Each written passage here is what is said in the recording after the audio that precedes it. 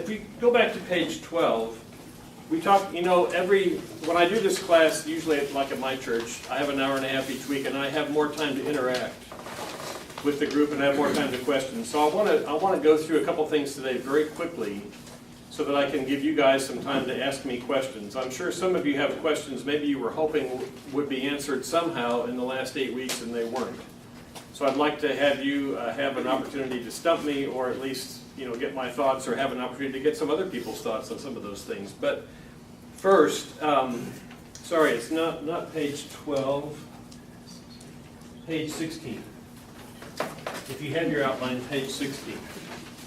When we talked about spanking, we kind of ran out of time to talk about a couple of these things. Let me ask someone to look up Ecclesiastes 8:11. And we'll refer to, do you have it, Jamie? Thank you. Well, I don't have it, but I'll get it. It is Jamie, right? Yes. I mentioned at the very end of the class last time. Okay.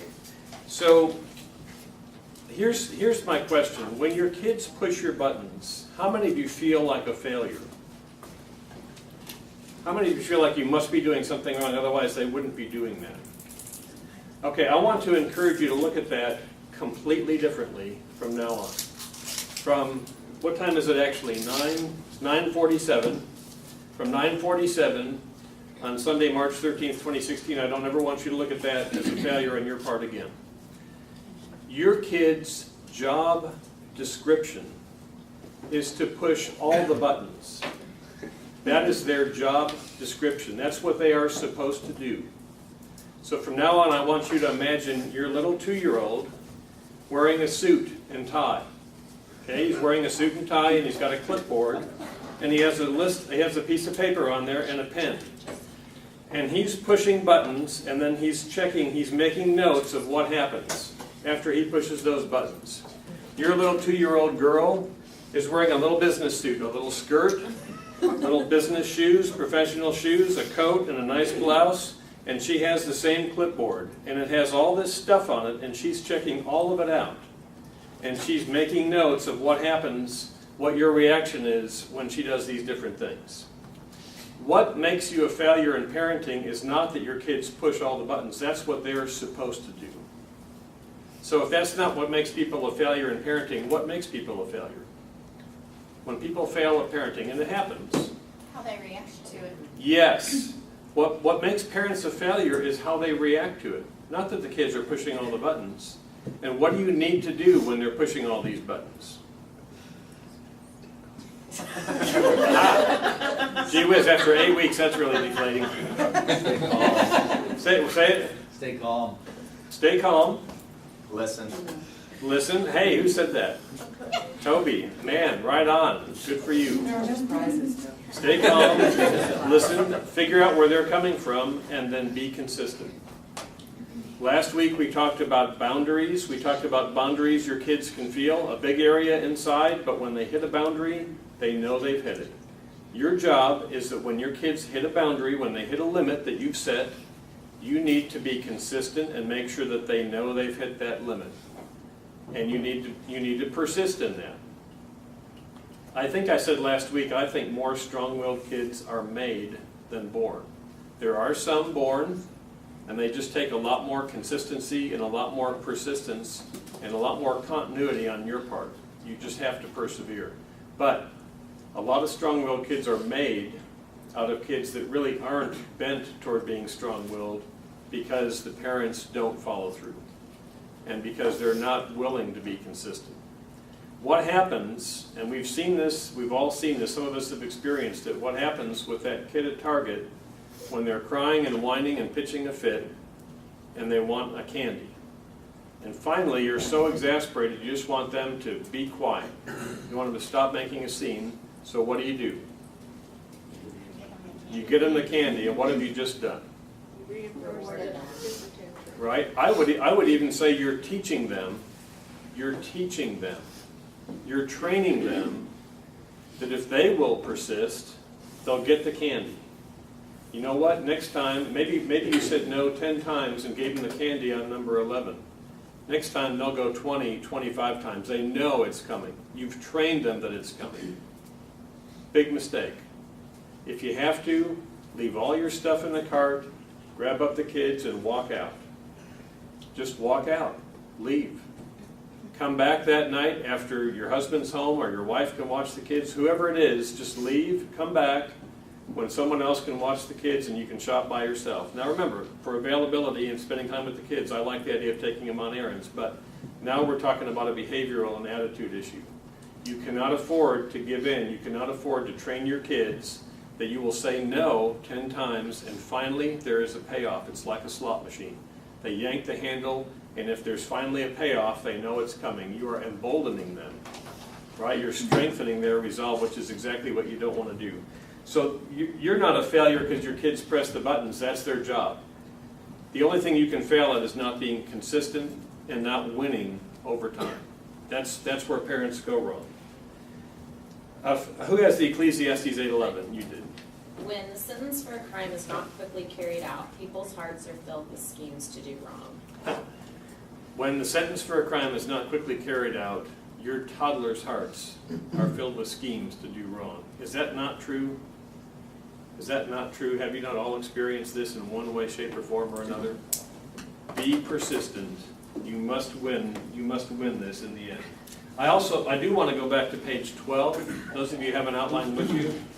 We didn't have time that week. At the very end, we did an exercise with the clock. Does everyone remember how long we looked at that clock? How long was it? 1 minute. How long did that 1 minute seem? Seemed like 10. Seemed like a whole hour, didn't it? You know, I've done that, I don't know, 30 times over the years. I've watched that 1 minute a lot over the years teaching this class. It doesn't get any better. It doesn't get still an hour long. So I missed the chance. If someone would look up Psalm 146, 3 and 4 on that outline, I missed the chance to cover that.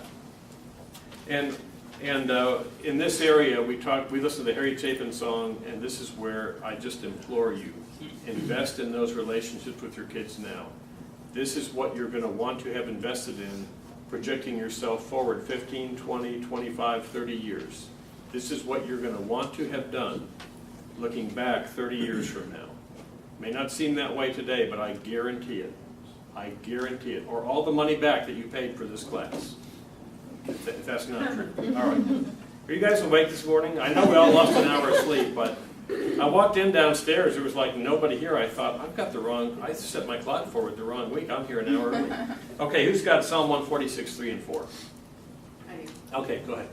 Do not put your trust in princes, in human beings who cannot save. When their spirit departs, they return to the ground. On that very day, their plans come to nothing.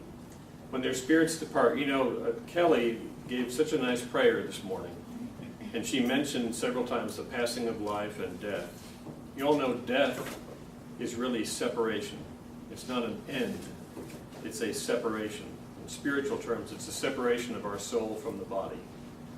When the spirit departs, which is what that passage says, don't put your trust in princes, because when their spirit departs, their plans come to nothing. You know what? When your spirit departs, your plans are going to come to nothing. I think I have a fairly important job. Honestly, that doesn't really matter to me, but I know it is. You know what? When my spirit departs, all the plans I have for this week, if I get killed today, they're all going to come to nothing. And what's going to be important is what you take with you. And like we talked about in week 5, that's going to be relationships with your family and your friends. So I really wanted to reemphasize that point, because I know I missed the chance to cover that. One last thing I want to talk about this morning that we didn't have time for in the Affection Week. So I'm kind of mopping up some loose ends this morning. But I want to ask you a question. We talked briefly about sex and the fact that you need to tell your kids about this. And Pat, I recommended some books by Stan and Brenna Jones. And Pat came back the next week and said, I got the books and I'm really not looking forward to this. And I get it. I get it. I want to show you an illustration of why this is so important. So here's age 0. What's our life expectancy again, roughly? 80. So we'll put 80 up here. And we're going to say this is 100%. And we're going to talk about sexual drive for just a moment. So, generally speaking, stereotypically, do males or females have greater sexual drive? Males, you've all figured that out by now. You've been married. You don't have to be married more than about a week or two to figure that out, right? So, what's the peak sexual age for men? 35. Are you looking forward or looking back? I've never seen somebody quite that red. You know, you did that to yourself. All right, y'all are awake now. That's good. What's the peak sexual age for men? 20 years. 20-ish. I'm going to go with 18. I've always heard it was 18. I'm going to go with 18. What's the peak sexual age for women? 31. 30? 30. You married to 30? No, I don't want to know who said that. Okay, 30. All right, let's start with the guys. When guys are born, little baby boys are born, what's their sexual drive? 0. When does it really start to take off? About what age? 13, 12. I'm going to go with 12, but you're right in there. And we're going to say age 18, right, is the peak for men. Age 18 is the peak for men. So we're going to call that 100%. Doesn't get any better than that, guys. It's in the past. Sorry, but we're going to talk about that here in a second. So from age 0 to 12, what happens to the boys? It shoots up. From 0 to 12, Level. Zero. not too much, right? A little bit of interest here and there. Kind of maybe it goes like that. What happens from 12 to 18? There it shoots up. Okay, so there we got something like that. What happens from 18 to 80? Goes down. Does it? No. Or does it stay level? Wishful thinking, ladies. Wishful thinking. It dropped back down. Kind of goes like this, right? When you get to be my age, maybe it's sort of like this. And then finally you get to age 80 and what happens? You die. You kill it. You die. The spirit separates from the body, right? We were talking about saying the spirit separates from the body and it just drops back like a rock. All right. How about the women? Born at age 0, how much sex drive? 0. Same thing. How much? Where does it start? Never. Also. See, I didn't want to miss this. I didn't have time for this. I didn't have time for this in week 4, but I did not want you to miss this fun discussion. All right, so let's say it's around age 12 again, so I'm just going to kind of draw this as a parallel path. Age 30 is the peak. We know that generally speaking, it's not right? We'll just call it 60%, and maybe 30%, and maybe 80%. It's different, right? It's probably not as high, generally speaking, as the man's peak. So what happens between 12 and 30? Well, I'm going to show you. Any of you ladies under age 30? Guys, it's already happened then, because what happens with the ladies is like that. See? How many of you guys were traveling on your wife's 30th birthday? You missed out big time. Sorry. I think I'm probably glad Pat wasn't here today. He probably wouldn't let me ever come back. So here we have something, we'll just say it's something like that. I don't really know exactly what it's like, but it's something like that. And what happens for the ladies, maybe it's something sort of similar, kind of like that, and then we get to the end. Here's the point, though. Here's what you need to understand about your kids. From 12 to 18, what's happening right there?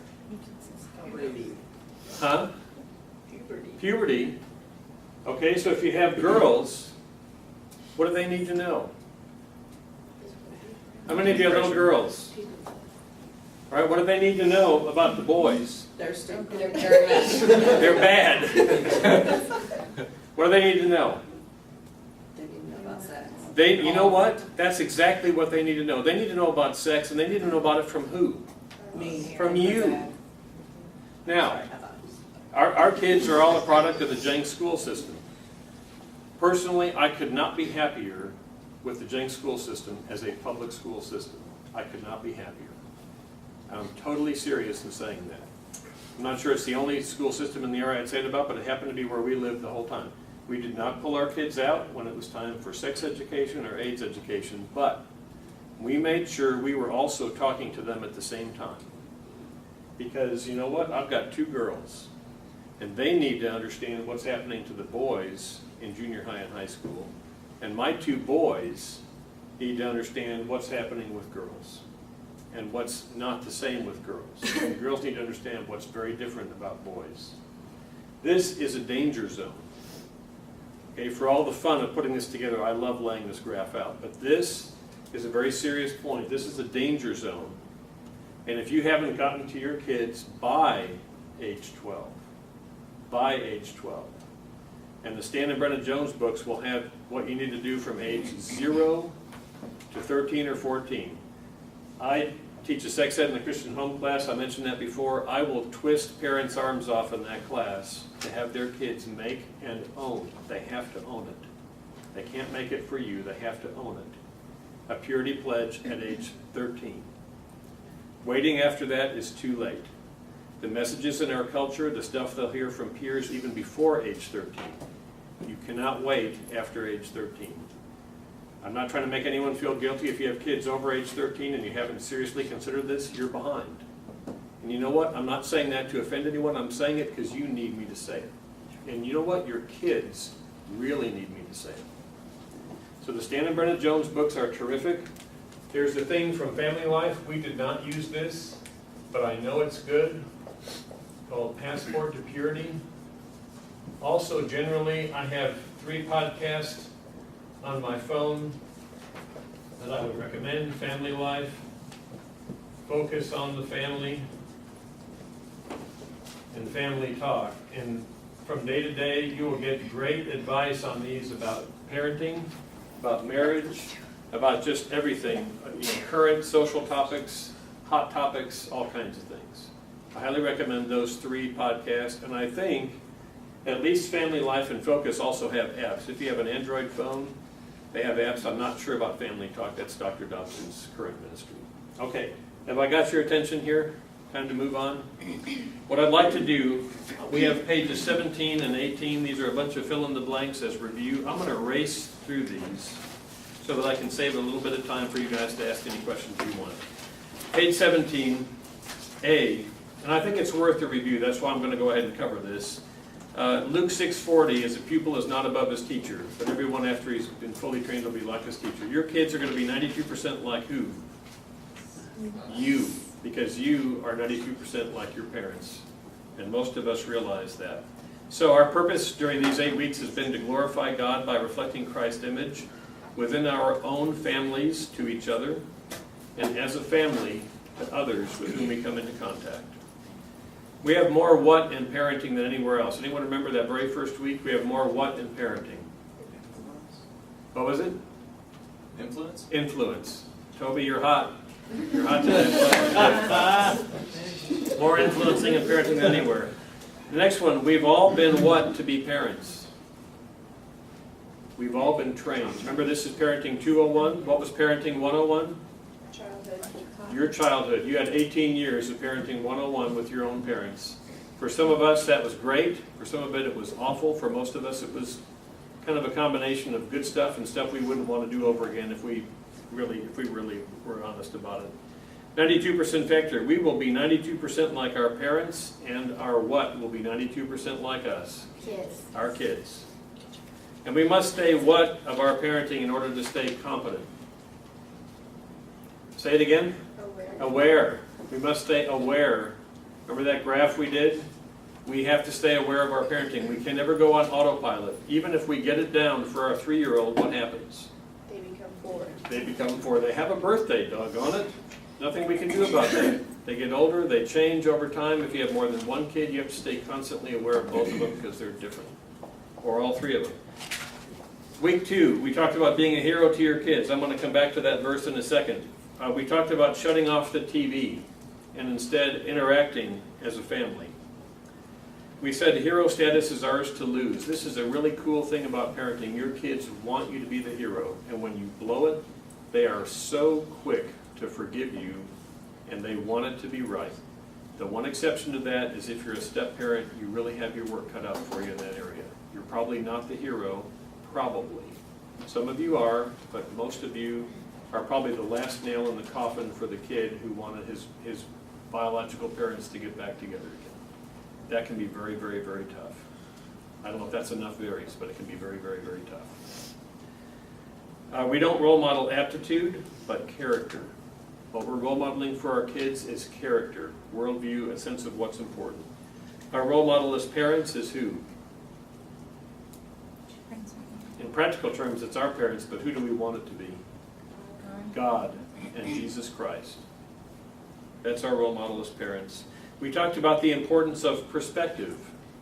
Somebody said it earlier, listening. Not assuming that our kids are being intentionally disobedient. Sometimes they don't understand what the rules are, what the expectations are. Whose job is it to make sure they know the expectations? Ours. And it's not that hard. We have to be what? What are those 6 blanks right there? Quick to listen, slow to speak, slow to anger. Right. Quick to listen, slow to speak, slow to anger, and that's James 1:19. Summary of the 6 A's is what 2 R words? R before R. What are those 2 words? Relationships before rules. It's not no rules. It's not that at all, but it's relationship is first, the person is first, the rules are second, and the rules exist because of the relationship. The rules exist because of the relationship. Number 3, week 3, we talked about acceptance. Romans 5:8 is that Christ showed his love for us and that he died for us while we were yet what? Sinners. He died for us while we were yet sinners. So those blanks there, unconditional love, just being me matters. We talked about with your really young kids, your mommy or your daddy, what? Loves you, right? Your daddy loves you. I was doing that a weekend ago with my little 2-year-old grandson. Benjamin, your grandpa loves you. Doing the same thing all over again. And then do I love you when what? What goes in that blank? Jumping off ladders. That's right. Anything. Anything goes in that blank, right? Kevin's got it. It's anything. Do I love you when? Peeing my pants. That's These are right. just things he said, And so hopefully, quizzing him. and hopefully we're not giving all like bad things. We want to have a balance of bad things and good things. But do I love you when? Anything goes in that blank. And the next question was, what do you have to do? What goes in there? For me to love you. What do you have to do for me to love you? What are you hoping the answer is? A lot of you got this answer or some variation of it. Nothing. Nothing. That's what you want them to understand. Biblical self-esteem, seeing yourself as God sees you, no more and no less. And respect does not necessarily equal agreement. We're going to respect them as persons even if we don't agree on whatever it is, whatever the issue is. And love is a what? Is it an emotion? Not really. It's a what? It's a choice or a commitment. Put either one of those in there. Week 4, part 1 is appreciation. That Hebrews verse is to let us consider how to stimulate one another to love and good deeds. How can we stimulate our kids to love and good deeds? So what I do also matters, and appreciation must be separated or distanced from acceptance. Our kids need to know we love them no matter what. Right? Do I love you when? We love them no matter what, even when they're doing something we don't appreciate. And we're going to try to catch them, what? Doing something right. Let's spend some time on catching them doing something right. Next page, 18, the Jeremiah passage is the one where God says, I've loved you with a loving kindness. It's proactive and it's caring. And affection really relates to acceptance and appreciation demonstrated. This is where we're going to demonstrate it verbally and physically. It comes into action. It starts with mom and dad. And the primary substitute, when kids don't get affection from mom and dad, what's the primary substitute as they get older? It's going to be sex. It's going to be right back to what we've got up here on the board. Someone help me remember to erase this before we leave here, okay? I don't want the next group to have a heart attack when they come in here. Week 5, availability. 1 John 3:18 is let us not love with words, but in deed. Let us love with our actions, not just with our words. Love is spelled what? T-I-M-E. It's exactly right. We're continuously spending the time, but what are we spending it on? Availability means putting our walk with our talk. What kind of time comes out of what kind of time? Quality, quantity. Quality time comes out of quantity time, because you can't schedule quality time. Take time now for kids, and they will take time for you later. Take time now. And remember, watching the clock, life is a journey, not a what? Destination. The other thing I think I forgot to mention when we watch the clock for 1 minute, when you say to your kids, just a minute, and again, I'm not encouraging that you train them to be rude and interrupt and just be boisterous, but when you say just a minute, that's a minute to them, right? That minute. And is it usually just a minute when we say just a minute? Probably not. Probably usually 5 or 10 minutes. Now, they'll find something else to do, but I just want you to see how long it is in their perspective, that 1 minute. My main reason to do the clock is to illustrate our whole life can go by like that. If we're just waiting for the next house, the next job, the next car, our whole life can go by before we know it, and we've been waiting for this other thing, not noticing our kids, our wives, our extended family along the way. It's just so important to live life. Don't be looking ahead to everything. Live it now. Accountability. Ephesians 5:21 is the one that says, submit to each other out of love for Christ. Submit to one another. Placing others' needs above ours. Like everything in parenting, accountability must be role modeled, and for kids it means letting them face the what? Consequences of their actions. We're going to set expectations in advance. Very important. Set the expectations ahead of time. Make sure they understand them, and then stick to them. Stick to them. Be consistent and persevere. And remember, again, with accountability, the importance of perspective. If we're not sure that they understood the expectations, if there's some possible defense or explanation for what they've done, we need to give them the benefit of the doubt, and we need to be very clear so next time that's not the case. Right? That's our job. Week 7, authority. Last week we talked about this. Ephesians 6:1 is children, obey your parents. Our goal is not an autocratic, permissive, or indifferent style, but what do we call the style we hope for? Anyone remember? The balance? Balanced, yeah. We got so caught up in spanking last week, we probably forgot everything else. This style emphasizes love with limits lovingly enforced. And what kind of consequences are we going to use? We talked about last week. Natural and logical. Which kind do we want to use if it'll work? Natural. We want to use natural consequences if it'll work. Your kid forgets their jacket, goes to school, natural consequences, they get cold. But your kid doesn't brush their teeth ever, the natural consequence is 10 years later they have dental problems. That's not very effective for right now. We have to step in and put in a logical consequence. We also talked about some guidelines for spanking and some other things. You know, there's 4 little words at the bottom of each outline. And I'm just going to go back a page or two. You can look at any of the pages on your outline. They're mostly down there on the last page. Consistency, persistence. Those are the things we talked about. What parents fail at are those 2 things. And that's what causes strong-willed children to be made that don't have to be. And then customization. Every one of your kids is different, and your one kid is different over that 18 years. Very different over that 18 years. So customization and then commitments. Just be committed. Stay the course. I guarantee you your results, no matter what they are, will be far better if you stay the course, if you really persist, than if you don't. With that, Rachel mentioned to me a week or 2 ago that some of you were curious, and I'll just take a couple minutes on this about my own background. I grew up in a home where I always knew my parents loved it. That was never in doubt in my mind, and that was a very good thing. My parents, we attended a church. I grew up in the Chicago suburbs. We attended a denomination called the United Church of Christ. It's kind of the polar opposite of the Church of Christ, which we have a lot of Church of Christ here. I think there's a church here on Harvard called a Congregational Church, and I think that's the same denomination that I grew up in. It was not what I would call an evangelical church. It was at the probably far left liberal end of Protestant Christianity. I did learn that the Bible was the Word of God, and I learned all the Bible stories. I never learned really about salvation. I never really learned that Jesus died to pay my sin debt. I did learn the Christmas story and the Easter story and Daniel and Moses and David and Goliath and all the rest of those. But when I first set foot in a Bible church, interestingly, I was invited. My 2 best friends in high school were Jewish. one of them had a sister who was dating a guy who went to a Bible church. And so she was going there and she'd gotten saved, and she took my friend Brian and me to church there. First time I ever really heard a salvation message, and I was an easy mark. I'd always been taught the Bible was the Word of God. They preached Ephesians 2, 8, and 9 every time there was a gathering. It was in every eye closed, every head bowed. Slip your hand up if you prayed the prayer. I slipped my hand up the first time.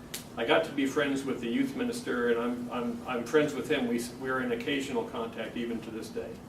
I went to church there for a long time, and I've been to other Bible churches most of my life.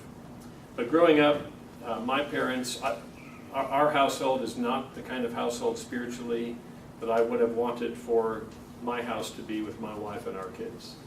My wife also comes from a divorced background, and so, as I mentioned before, we've been married almost 34 years. Don't think for a moment we haven't had some serious rough spots in that 34 years. No infidelity, anything like that, but we've had some serious schisms between the two of us at times. I think those are largely behind us. I certainly hope they are. I think we've learned a lot in 34 years. And our household, with the time that our kids were growing up, has been very different than the household I grew up in. I do have a younger brother. He's close to 2 years younger than me. He was significantly more affected by my parents' divorce than I was. And he's had a very different, in many ways, a much rougher life than I have. But I knew my parents loved me. That's the one thing I can give them lots and lots and lots of credit for. My mother passed away in 2012. My dad's still living, and my dad's sharp, really fun guy to be around. He's one of my best friends today. Has been for a long time. And honestly, I never remember a time when I was a teenager that I thought my parents were idiots. We had times that we had something between us that had to get resolved or we had to get behind us, but I never had a time I thought they were idiots, and I've never had a time with my 4 kids, at least not that I know of, where they thought I was an idiot. I may be wrong about that. Maybe I should check with them on that. So, we're really just right down to the finish line here. You've all been very, very gracious. I've really enjoyed being here. I apologize that it does seem to me like it's been a little bit rushed. Usually I have more time to ask people how it's going from the last week or ask if there's any questions. So with the last 10 minutes or so that we have of our 8 weeks together, are there any questions? All of your parenting questions have been completely solved. I'll start off. I knew I could count on you. Yeah, there you go. Was there ever a time with your kids growing up where they came to you and you kind of pulled the veil off of their eyes, kind of like real openly, I don't know all the answers? Oh yeah. And about what age? I don't think it was age dependent so much as it was issue dependent. When I ran into something I didn't know the answer to, I just didn't know the answer. And kind of that, because I remember as a kid when my father, I mean, it was kind of through, I don't know, junior high or high school when you kind of that moment of like, but it wasn't like a letdown moment, it was almost a, oh, okay. He's real. That makes me, yeah. That's right. I can remember my daughter Katie, the one that was here one day. She was probably 12 or 13. She asked me something, and I said, you know, I really don't know. And she said, you're supposed to have all the answers. And I don't have all the answers. I'll tell you, Toby, that's such a good question. I've learned that in the Christian life. I mean, it used to be years and years ago, I thought as a Christian interacting with unbelievers that I should have all the answers. And you know what? God is way too big for that. I get a chill down my spine saying that, standing up here. God is way too big for that. I absolutely don't have all the answers. And the older I get, the more answers I realize I don't have. So I've definitely, all the kids know I don't have all the answers. I'm happy to say they think I have enough to say that it's worth asking. And I'm glad of that, but I think they all know I don't have all the answers. Yeah, good question. I think it's good to just be honest. Tell me your name. I'm Trey. Trey? Okay, Trey. If you have a boy and a girl, is it okay or not okay to discipline them differently, i.e. spank one and not spank the other? No, it's not only, that's an excellent question, Trey. It's not only if you have a boy and a girl. It can be 2 boys. It can be 2 girls. We've got 4 kids. Kristen, who's the one that has a little 2-year-old grandson, I don't remember her ever getting spanked. Beth is sure she got spanked at least once. I can guarantee you that's all she needed. She came out of the womb compliant. Katie, on the other hand, the one that you met this day, Katie, by the way, is the one studying social work and equine science, and she wants to do horse therapy with veterans. Just to clarify this, it's not horses lying on the couch in the shrink's office. It's veterans and emotionally troubled kids that will interact with horses and ride them as a therapeutic, as a therapy. But absolutely, you know, Kristen got almost no spankings, and Katie got more spankings than all the other kids combined. So it's absolutely not a boy-girl issue. You could have a very compliant boy and a very defiant girl, and vice versa. Absolutely. And I can't remember if I had time to cover this or not. On one of the outlines, there's a Ron Blue quote. He says, "Because I love you equally, I treat you differently." The key is we must do what each of our kids needs from us. It's not equal treatment. It's absolutely not equal treatment. It's equal worth, it's equal value, it's equal love, and because of that, we're going to be proactive in providing for each child discipline, appreciation, all the stuff we're talking about. You know, the thing, and to just close the loop on this, the thing I like so well about this paradigm of the 6 A's is I have yet to encounter a situation in parenting, unless it really requires medication, and there are some. But unless you're talking about something that really needs medication, it's a chemical imbalance or something like that, I have yet to encounter an attitude or a behavior that can't be addressed with one or more of the 6 A's. That's what I like so well about it. So you're going to have some kids that need a really heavy hand and some that don't. You remember last week we had that graph, and we talked about how much limits, and we said it starts at 2, really, really high. It starts at 0 right at birth. It goes really, really high. By the time they're 18, it needs to be back down here. And we said some kids are, you know, go down fast. Some kids go down really slowly, and it's kind of shaped like a football. That's really what we're talking about. That's your question is really that, and each of your kids may be on a very different spot on that graph. What about if your children have the same temperament, but you're okay with spanking the boy and not the girl? I would not recommend. I think it would be better to have a unified approach to the kids based on what they need. Now, I will say this: is for some reason spanking not an effective consequence with the girl, or you just have a sort of philosophical. That's a new word I just invented. Philosophical I think that some opposition. people believe that it's, you know, when you teach to hit a girl, then you're teaching the boy that it's okay to, you know, his spouse, whatever. So just to draw the line, never hit a girl. I'll say this. In my view, I think our kids are way smarter than that. I'm not, and I wouldn't quibble with you. I think if that's what you want to do for your approach to parenting, I don't think that's awful. I don't think your son's going to come out all warped at the end of that or anything like that. But I think that our kids are way smarter than that. When people say spanking is teaching our kids to hit, if it's not done capriciously, it's not done all of a sudden, it doesn't seem arbitrary, it's been communicated ahead of time. We've said, look, if you do this again or something like this again, I'm going to spank you 3 times. I think our kids are way smarter than to think that that teaches hitting. Plus, we sit down with them, we say, what happened? What did you do? What did we talk about? You know, what did I tell you I was going to do? Again, I recommend using something like a kitchen spoon, something lightweight. A paint stir stick works well, although Katie went through a few paint stir sticks. She's pretty proud of that too, I think, today. They're not very strong, but that's not a bad thing. So I think the kids are way smarter than that. But I don't think your kids are going to come out warped at the other end of it. I do think if you have a really defiant girl and spanking is effective, I would encourage you to consider it. I don't think spanking is mandatory, and if you just don't want to spank at all, as long as you can find effective consequences, that's really the key. You must have effective consequences to corral your kids into that sort of sweet spot that you need them, their behaviors and their attitudes to be in. It's whatever consequences work that aren't, that the gravity of it is not too steep. Let me take a couple more questions, but any of you who brought a survey with you, thank you very much. If you haven't, I'm just going to sort of get these started going around. If you guys would take just a couple minutes and fill this out real quickly, Do you want I them would as really appreciate it. couples or individuals? Individually, it'd be great. Any other questions? Yeah. I have a almost 12-year-old stepdaughter at home who lives the majority of the year with us. Yep.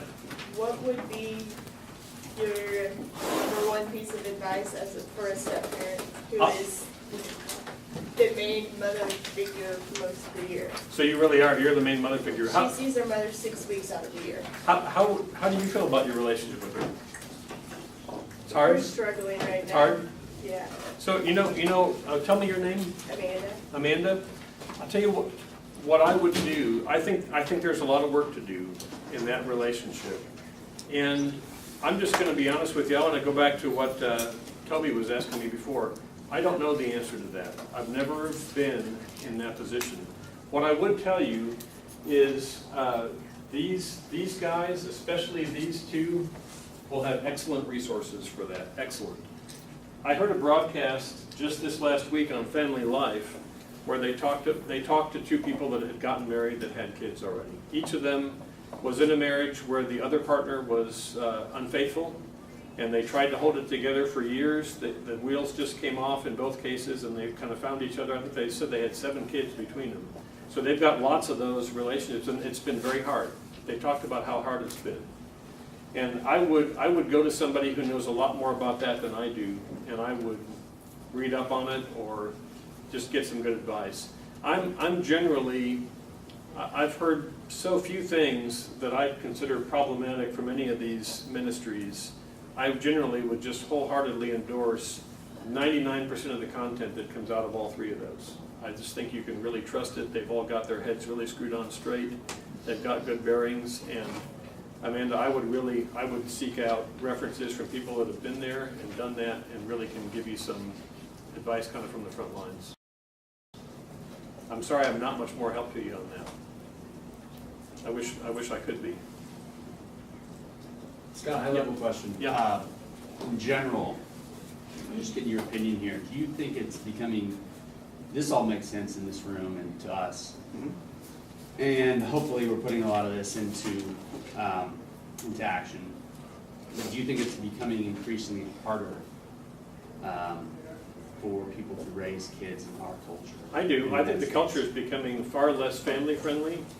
I think the culture is introducing, I would literally say, perversity. I mean, there's perversity, and there's all kinds of negative. I mean, heroes today aren't anything like heroes when I was a kid. They're self-centered, they're puffed up. They're not the kind of people I want my kids looking up to. I think it's very hard. And I think parents today, you cannot afford to be on autopilot today. You have to be leading the way with your own kids. You have to be taking a very active role. You have to be the go-to person for everything. You just do. And there's still a part of me that looks at all these people out there that I don't want my kids looking up to, and I think, Christ died for them. So there's souls at the other end of that, but I don't want my kids looking up to them and subscribing to their behavior. So I think it is tougher. Yeah, I do. Kind of follow-up question to that. I agree culture is perverse, and you turn on the TV and there's things everywhere. At what point though, at some point you gotta let your kids experience that culture, because if not, when they leave the house, You're right. they're gonna be, so how do you? No, I completely agree with that. I mean, that's why, for example, we were happy for our kids to go to Jenks schools. I can remember one time, I think one of them was in junior high, and we were talking about bad words, and they were like, "Dad, I hear that word in the bus 10 times on my way to school." I was very surprised, but they don't say that stuff. None of our kids say anything like that. So I think you're absolutely. Tell me your name again. Santiago. Santiago. I know you've had a couple prayer requests during the time, so I definitely remember you. But I think you're absolutely right. I think our culture, you cannot shield them from it, right? If you go back to this graph that we talked about last week, if you're up here with the limits, all of a sudden one day they're going to be out and about with no experience with how to handle it. I personally think that's a terrible mistake. I think it's a terrible mistake.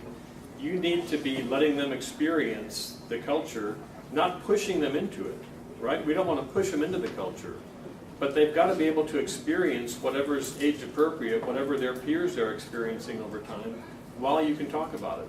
Every year, I've taken my oldest son, and for about the last 10 years, my younger son's joined us on a boys' trip to Dallas to go to a baseball game. I hate to say it, guys, the sports gene just skipped me. I'm really not a sports fan. But I like to drive down there, I like the time with the boys, and we'll talk about stuff like this, or we'll listen to something from Focus or Family Life that I've heard recently, and we'll talk about culture issues. I think it's important to let your kids experience all kinds of things while they're under your protective wing, but you've got to be talking to them about it. You have to be talking to them about it. You've got to be the go-to person for everything. You know, you are the only person, those of you in this room, you are the only person in your child's life that you can count on to be only interested in what's best for them. You are it. And that may sound like a strong statement. I am not kidding. You are the only person in the world. You know, the two of you, I'll say you collectively, are the only people in the world that are only interested all the time in what's best for your children. You've got to be there and you've got to be engaged with them, period. That's why this whole thing on sex is so important for you to be the ones to deliver that. I think Kelly's going to come back here with the hook and pull me off stage here in a second. So I'll wrap it up with that. Thank you guys for the questions. I wish we had more time to do that over the 8 weeks. Thank you so much. I've really enjoyed the time together, and I wish you great success in your parenting and everything else. Thank you. Thank you.